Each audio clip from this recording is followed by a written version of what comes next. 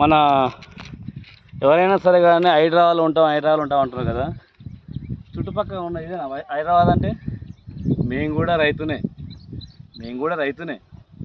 నేను కూడా వ్యవసాయం చేస్తాను, అన్నీ చేస్తాను. నేను ఒక రైతు బిడ్డని కాబట్టి నాకు ఇవన్నీ తెలుసు.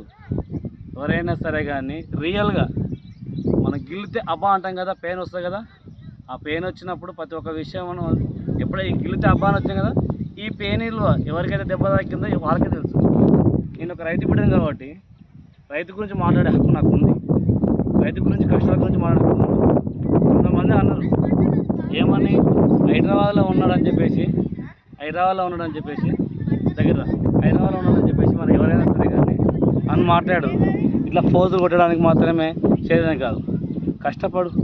రైతు అంటే ఏందని తెలుసుకో, ప్రతి ఒక్కరే తెలుసుకో.